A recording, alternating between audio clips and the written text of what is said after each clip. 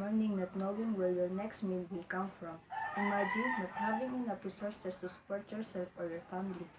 This is the harsh reality for over 700 million people worldwide living in extreme poverty, and nearly 800 million people going to bed hungry each night.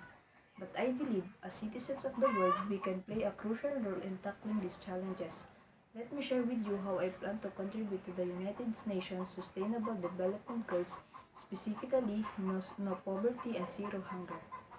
The SDGs, or Sustainable Development Goals, were adopted by United Nations in 2015 as a universal call to action to end poverty, protect the planet, and ensure peace and prosperity for all.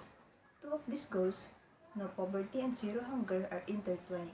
Poverty and hunger often go hand in hand, and if we can tackle one, we move closer to solving the other. No one should live in extreme poverty. Poverty isn't just about lack of income, it's also about lack of access to education, healthcare, and opportunities. People in poverty often don't have the means to escape, creating a vicious cycle. Hunger affects millions of people despite the world having enough food to feed everyone. It's about more than just food. It's about access to nutritious, sustainable food and ensuring that food systems are resilient enough to withstand challenges like climate change, conflict, and economic instability. So how will I contribute to the attainment of this SDG? First, I plan to educate myself and others on the complexities of poverty and hunger. Often we see the symptoms but not the causes. Through conversations, social media, and community events, I will share knowledge about the SDGs, showing how interconnected these goals are. I will also learn and educate others about the importance of sustainable agriculture and food system. I think raising awareness about the food we consume and its environmental impact is vital.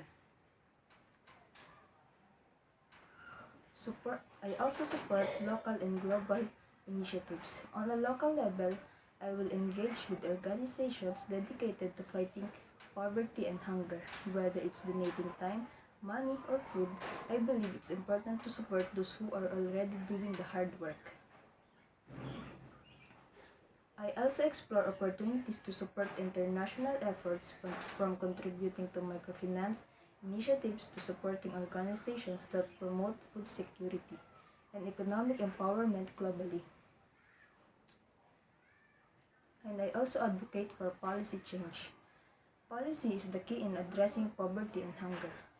I will advocate for local and national policies that address the root causes of these issues, like investing in education, healthcare, and sustainable agriculture. At the same time, I will push for policies that encourage equitable economic system where no one is left behind.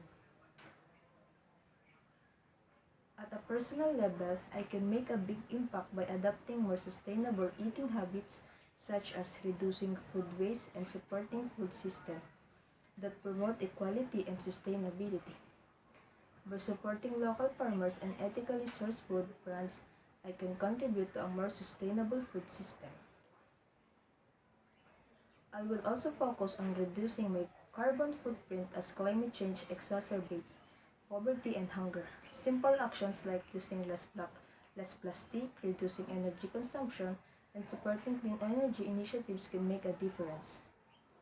As I work to make as I work to make my own contribution, I will also empower others to do the same. I believe in the power of community and collective actions.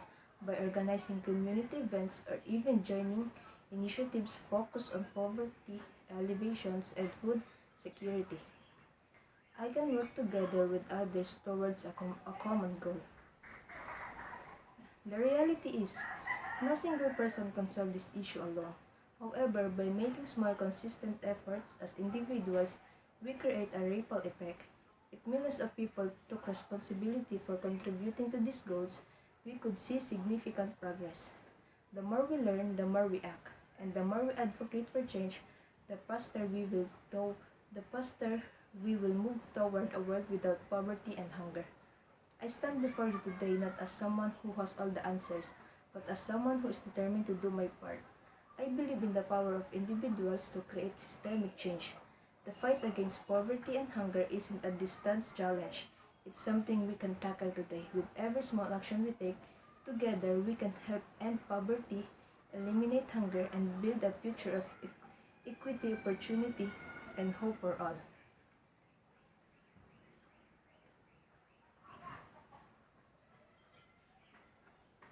So I ask, so I ask you, how will your contribution be? How will you make the world a better place for all? The power is on our hands.